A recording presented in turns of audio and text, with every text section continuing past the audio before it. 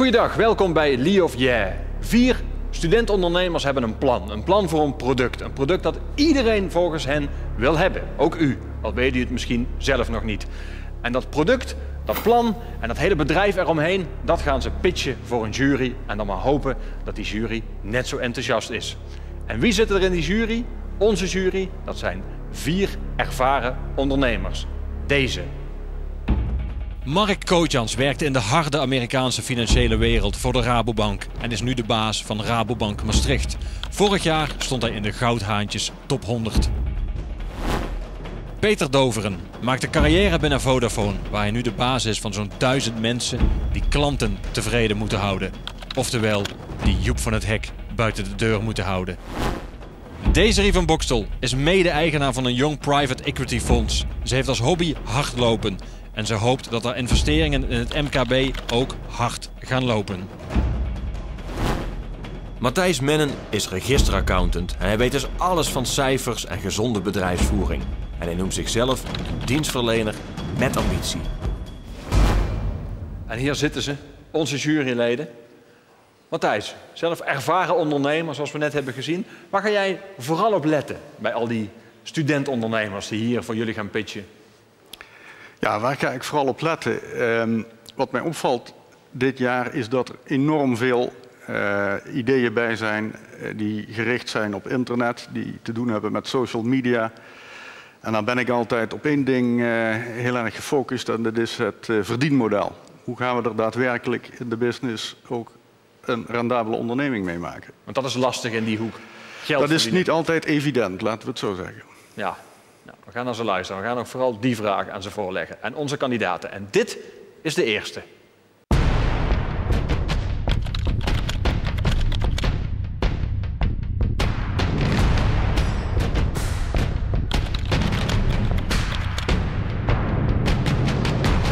Hi.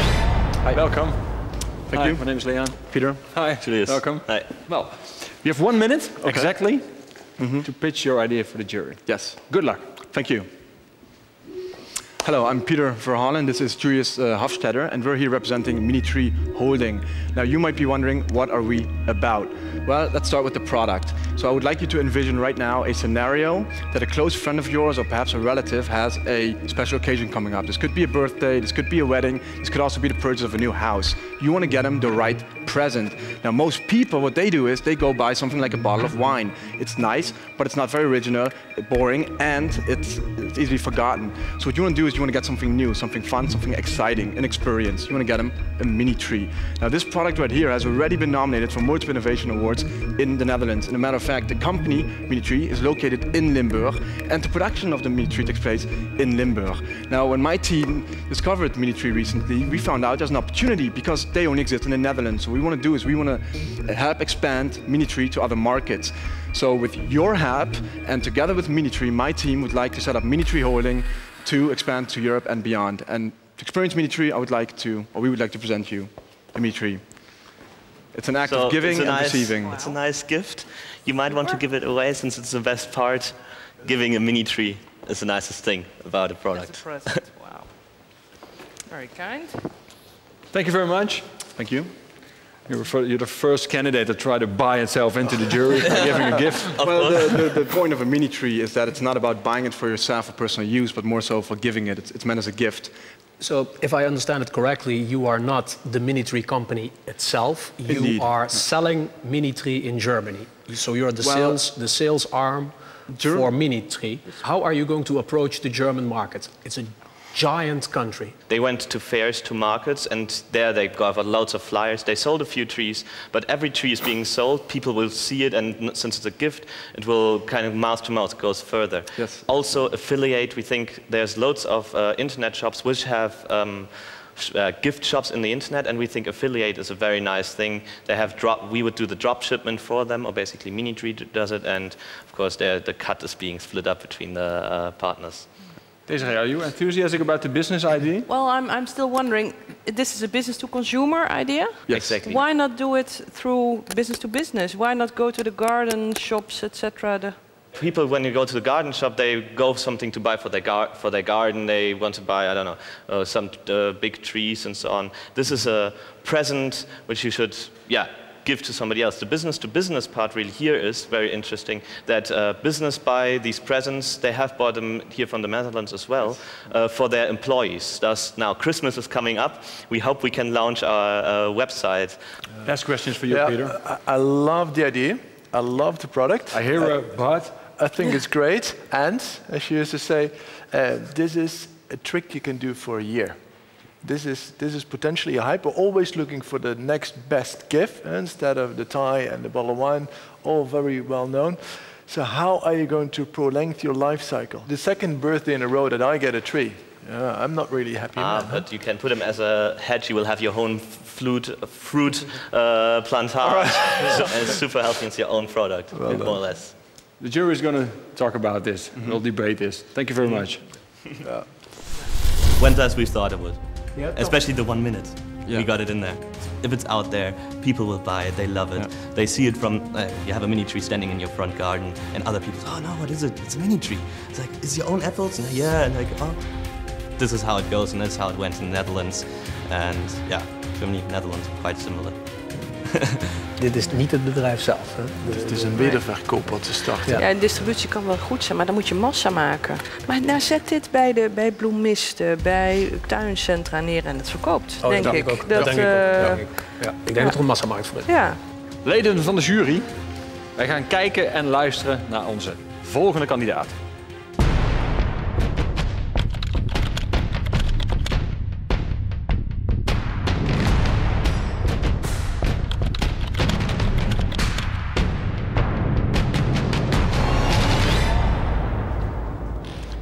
Welkom heren. Goeiedag. Hi, Leon. Aangenaam. Hi. Hoi, goeiedag. Hi, Leon. Hoi. Je hebt het allergrootste Item apparaat meegenomen dat we in dit programma ooit hebben gezien. Een soort iPhone XXL. Dat lijkt die inderdaad op, inderdaad, ja. Je hebt 1 minuut Aangenaam. om ze te overtuigen van jullie plan. Zal ik doen. En die minuut gaat nu in. Dank u wel. Nou, jullie vragen je vast en zeker af wat dit is. Dit is onze Big Deal kiosk, speciaal voor ons in China gemaakt. En mensen kunnen hier gratis kortingsbonnen mee afdrukken. En wel op die plek waar het juist ertoe doet, op straat. Tijdens onze studie in het buitenland zijn Pascal en ik op dit idee gekomen. Interactieve reclame, maar dan op straat. In China dagelijkse kost. In Europa vast en zeker de toekomst. Maar waarom zouden wij dan niet degene zijn die dit stukje toekomst dichter naar huis brengen? Zo zijn we naar Koryo gestapt en zo zijn we naar Q-Park gestapt. En beide waren razend enthousiast over Big Deal.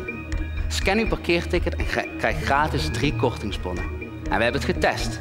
En met succes. Deelnemende merken waren onder andere Didi, Superstar en Bakker Bart. Voor de consument is het gebruik van deze kiosk heel gratis. Wij verdienen door de adverteerder per afgedrukte bon een bepaald bedrag te vragen. En juist omdat onze kiosks zich midden in de stad bevinden, is de kans groot dat een coupon ook daadwerkelijk wordt ingeleverd. Dank u wel voor jullie tijd. Dankjewel. Matthijs, om met jou te beginnen. Ja, ik vroeg me even af, ik moet mijn parkeerkaart erin duwen. Waarom? Ja, ik ga even snel ook demonstreren misschien, als dat goed is. Waarom? Nou, mensen parkeren in dit geval bij Q-Park. En voor Q-Park is het een extra service. Dus de mensen die nu bij Q-Park parkeren, nou, die kunnen dus gratis kortingsbonnen afdrukken. En daarvoor is dit parkeerkaartje om te verifiëren dat er inderdaad die persoon geparkeerd heeft bij Q-Park. Nou, niet iemand van buitenaf. En als je hem demonstreert? Ik laat hem even zien, ja. Dus je kunt gewoon de verschillende kortingen bekijken. Dus als je op de verschillende merken klikt, dan komt de actie in beeld. Nou, vind ik een van die acties leuk. Dan deze kies je dan. Je denkt, ik sta bij Q-Park, oh, ik wil gokken vandaag. En dan kies je eventueel, deze. Ja. Of ik kan even een ander voorbeeld. Bristol bijvoorbeeld. Dan krijg je 5 € korting op de hele collectie. Nou, duw ik op print. Nou, komt onder een bonnetje uit. Daar komt hij al. En nou, dit kan ingeleverd worden in de winkel met een barcode eventueel ook erop. Desiree. Ja, ik vraag me af waarom je überhaupt iets in moet voeren. Waarom niet iedereen die op het touchscreen drukt Goeie krijgt... vraag. Het is technisch gezien... Goeie vraag, Desiree. Dat sowieso. Die heb je al binnen. Nee, het is technisch gezien ook niet per se nodig. We doen het om 2 redenen. Ten eerste om te voorkomen dat mensen onbeperkt kortingsbonnen gaan afdrukken waarmee onze papierrol opgaat. Oké, ten tweede... Of dat je met 10 bonnen van 5 € bij de juist, inderdaad, dat is de tweede reden. Reden. Om ook de bedrijven de kans te geven om daadwerkelijk een actie te doen waar mensen niet zeg maar, ongepast gebruik van kunnen maken. En de derde reden is dan ook nog dat wij het aantal bonnen beperken tot 3. Waardoor mensen echt bewust moeten gaan nadenken van hey, welke kortingsbon druk ik nu eigenlijk af? Stel dat het onbeperkt zou zijn, zou iedereen gewoon die 10 bonnen afdrukken, in een broekzak stoppen en nog niet weten wat je hebt afgedrukt. En het gaat juist om het kenbaar maken van de actie van een bepaalde winkel. Maar waar verdienen jullie je geld mee? Wij verdienen het geld mee omdat wij naar de adverteerders stappen en vragen, hebben jullie zin om op dit apparaat te komen staan? En als dat zo is, dan vragen wij een kleine vergoeding per afgedrukte bon. Dus iedere keer dat iemand een bon van een bepaald merk afdrukt, brengen we dan een rekening bij dat merk. Dus in feite, je krijgt betaald per afgedrukte kortingscoupon. Juist. Dan vind ik het een beetje vreemd dat je juist beperkingen oplegt bij het aantal bonnen dat je kunt afdrukken. Businessmodel-wise misschien wel. En zeker op korte termijn zou dat inderdaad misschien niet de slimste weg zijn. Maar bekijk het dus langer termijn. Op het moment dat mensen onbewust merken gaan afdrukken waar ze eigenlijk in eerste instantie niet voor hadden gekozen, maar ja, als ze toch honderden bonnetjes konden afdrukken, zouden ze dat doen.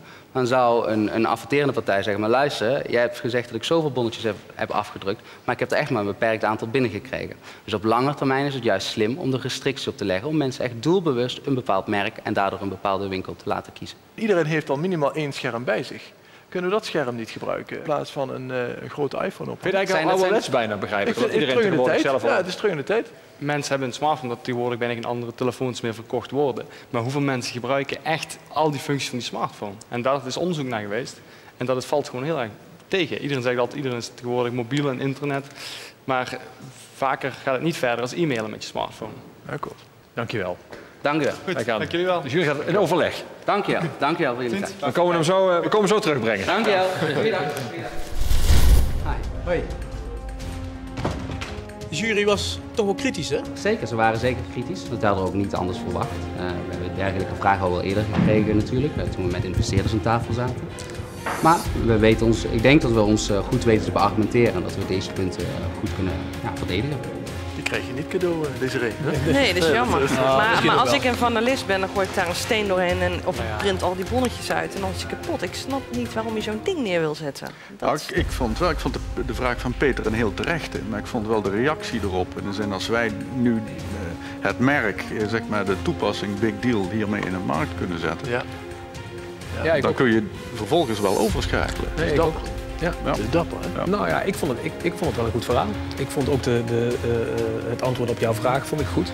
Het is wel eindig dit. Dit is eindig. Dit moet je binnen een paar jaar terugverdiend kunnen hebben. Want dan gaan we de route op die jij net beschreef. Ja. Dus dat vind ik wel dat is de uitdaging in het verhaal. Ja. Ja. Is het dus Hufter-proof? Dat is wel de vraag. Vind ik. Zullen we dat eens proberen? Ja. Zullen we gaan kijken naar onze volgende kandidaat? Hier zijn ze.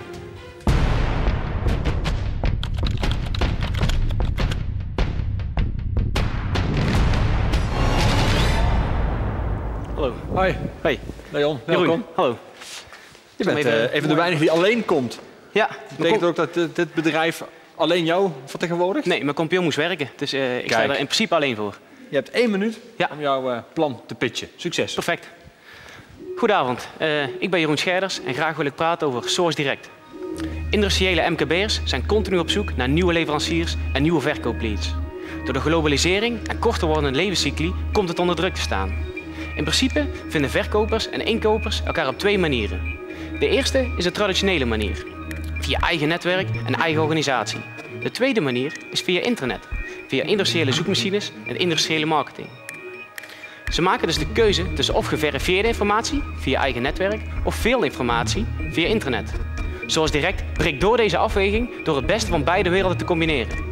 Dit gebeurt door een gestandaardiseerde manier van specificatie, zodat snel de beste leverancier gevonden kan worden.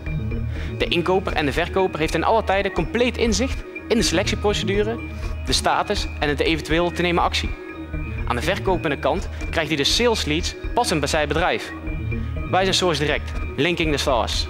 Dank u wel. Dank u wel. Kom even bij me staan. Dan gaan we samen luisteren naar de jury. Ik ben benieuwd. Wat vonden jullie van deze analoge PowerPoint? Desiree. Nou, in ieder geval complimenten voor je presentatie. Heel strak. Maar voor mij moet het nog een beetje gaan leven. Kan je wat voorbeelden noemen? Ja, perfect. Ik was dus op een hobbykamer, aangezien ik in innovation management studeer, was ik aan het prototypen. Na een proof of concept had ik dus een product. Alleen ik moest daarna dus de slag maken naar de markt. Dus ik begon te bellen aan kennissen. Ik zeg, weten jullie leveranciers die kunnen stanzen, frezen? Dus ik bleef daar in de buurt van Eindhoven, omdat ik daar oorspronkelijk vandaan kom. Daarna dacht ik, ja, zijn er geen betere leveranciers die misschien in Roermond zitten, Maastricht, Delfzijl. Dus ik ging via internet zoeken, maar die informatie vond ik moeilijk te vertrouwen. Dus daar dacht ik, ja, het is eigenlijk veel te moeilijk om leveranciers te zoeken. En het combineren dus van internet samen met de betrouwbare informatie. Want als je iemand persoonlijk spreekt en je krijgt informatie, vertrouw die informatie van nature veel meer. Vandaar dat ik het wil gaan combineren. De inkoper voert precies in, volgens een vast format, wat hij zou willen. Wat voor specificaties hij aan moet voldoen, wat voor afmeningen, wat voor kostprijs. Waarom je eigenlijk het wil gaan hebben. Is het een prototype? Is het outsourcing van de bestaande leverancier? Dat voert hij allemaal in en SourceDirect vindt erbij de 15 beste leveranciers. En waar haalt SourceDirect zijn autoriteit vandaan? Waarom zou een inkoper jou vertrouwen dat dit de beste leveranciers zijn? Wie zegt die is goed en die is niet goed? Dat gebeurt via een complexe algoritme op basis van de specificaties. Ze willen bijvoorbeeld een aluminiumprofiel hebben met wat voor ISO-certificaten. Daarnaast vult een bedrijfsprofiel in wat zijn capabilities zijn, wat zijn machinepark en wat voor producten zou je aan kunnen bieden. En door die algoritme wordt dat gematcht, omdat het een standaard specificatie is, kun je op die manier in een percentage zelfs uitdrukken wie de beste leverancier is. De beste is dan eigenlijk op papier degene die dat mogelijk kan? Ja, die het aan de specificaties voldoet. Ja, ja. Het zegt dus niks over de kwaliteit van de afleveringen van de Nee, service. de kwaliteit kun je eigenlijk altijd achteraf pas benadrukken. Vandaar dat er ook een evaluatieproces aan het einde zit, zodat je kan vullen voor kwaliteit, logistiek, techniek en kosten. Wordt de kopende en de verkopende partij wordt alle twee beoordeeld, omdat het anders één richtingsverhaal wordt. Ze moeten beide worden geëvalueerd, zodat je een soort in principe recensie krijgt van de leverancier. Focus je met SourceDirect op bepaalde branches? In eerste instantie focus je op de maakindustrie en vooral in de maakindustrie in de metaal, plastic en houtbewerking. Nou, hoe verdien je je geld? Op een abonnementbasis aan de verkopende partij. Hoewel het lastig is, wie heeft het meeste baat bij de match? De kopende of de verkopende partij, omdat ze elkaar nodig hebben. Daarvoor hebben we nu besloten eigenlijk dat de verkopende partij het meeste baat heeft en daarom dat abonnementschap aansluiten. We gaan dus diep nadenken en beraden, vooral van de jury. Oké, dankjewel. Ja, dankjewel. Hoi. Hoi. Ik zag de jury regelmatig met gefronste wenkbrauwen. Ja, het is natuurlijk heel lastig. Ik ben er al heel een tijdje lang mee bezig. Om natuurlijk in een pitch te vertellen. Het was eigenlijk de pitch was bedoeld om een shock-effect te genereren. Dus als ze zeiden, oké, maar hoe zit het dan? Dus de logische vraag was daarna ook, hoe werkt het dan? Ik hoop dat ik dat zo goed mogelijk hebben kunnen beantwoorden. Het concept op zich is wel goed, maar het valt er staat met die content. Heb ik wat te bieden? En ben ik te vertrouwen? En word ik vertrouwd? Klopt het wat ik zeg? Het klonk goed, maar wat moeilijk te doorgronden wat de inhoud echt is, wat ik echt voorstel. Leden van de jury, zijn jullie klaar voor onze laatste kandidaat voor vandaag? Zijn wij. Hier is De hij. laatste alweer.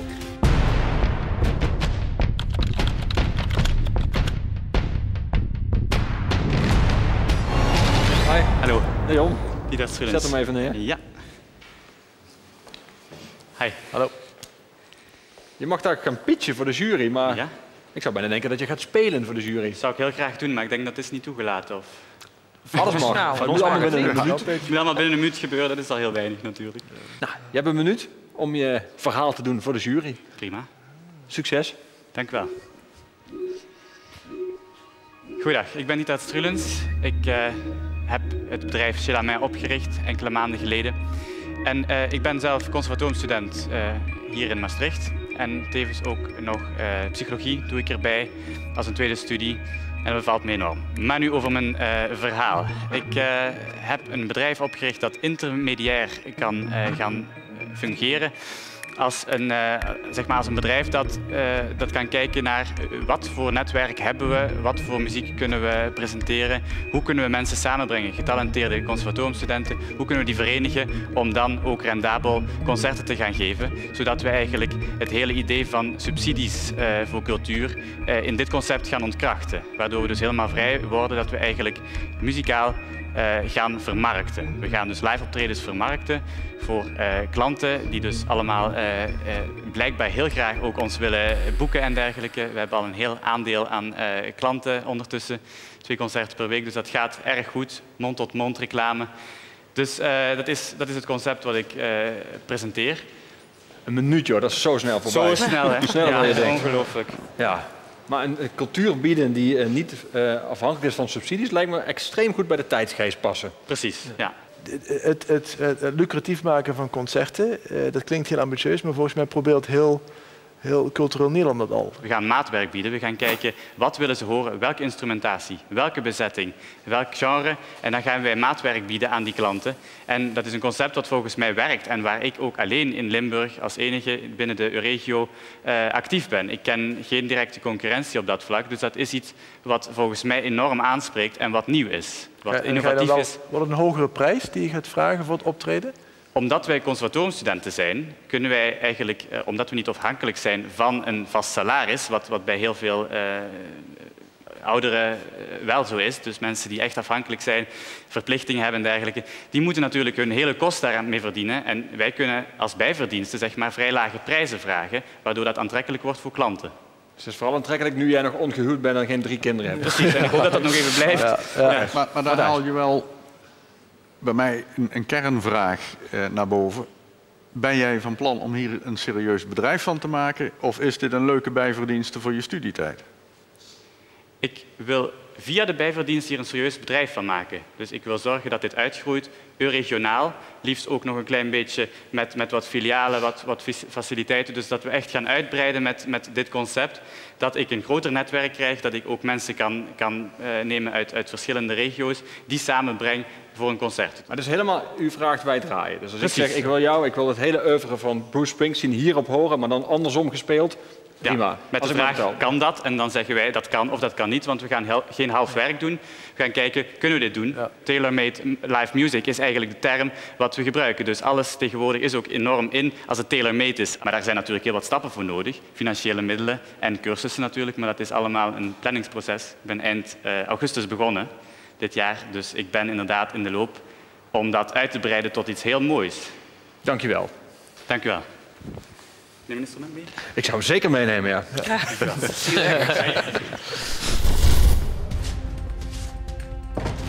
Wat vond je van de vragen van de jury? Vond ik heel terecht, vond ik heel juist gesteld. Dus ik had inderdaad veel mogelijkheid om nog dingen uit te leggen daarna. Dus ik hoop dat het hen bevallen is. Ik had wel wat willen horen eigenlijk. Ja, dat is jammer. Ja, dat is heel mooi geweest.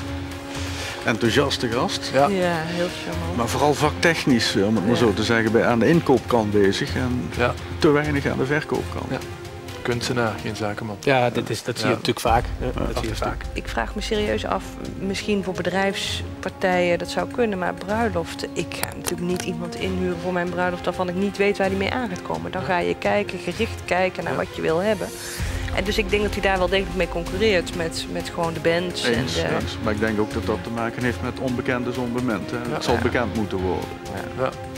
Leden van de jury, ik zie jullie weer lachen. Ja. Dat betekent hopelijk dat jullie eruit zijn gekomen. We gaan ze er allemaal weer bij halen, onze kandidaten. Leden van de jury, hier staan ze, alle kandidaten van deze uitzending van Lee of Yeah. We hebben 2 keer het woord China gehoord in deze uitzending. Het wordt ook steeds internationaler. De internationale krachtsverhoudingen sijpelen ook in dit programma door. Hier staan heel veel knikkende knieën naast elkaar.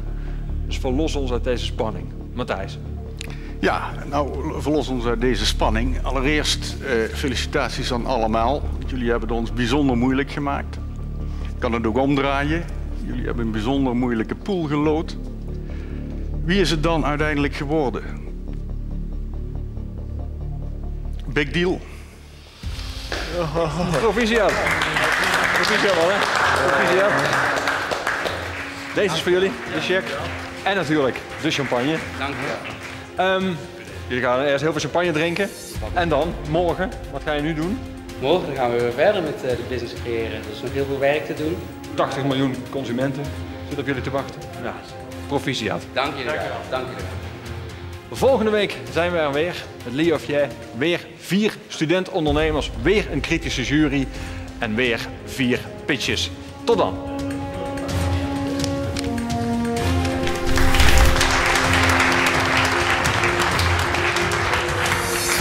Proficiat? Ja, dankjewel. Dankjewel. Het idee opgedaan in China. Wat is proficiat in het Chinees? Kwai is te zeggen happy. Ja. En ben je happy? Zeker happy. We zijn, ik denk, heel erg verrast. Ja, zeker. Want we hadden wat kritische vragen gekregen en daardoor, we geloven in ons idee, maar dat denk je toch van, ziet de jury het ook. We hadden gewoon 3 sterke tegenstanders. Dus ik stond daar en ik had het niet verwacht, moet ik eerlijk zeggen. Ik stond al klaar om iemand anders een handje te gaan geven.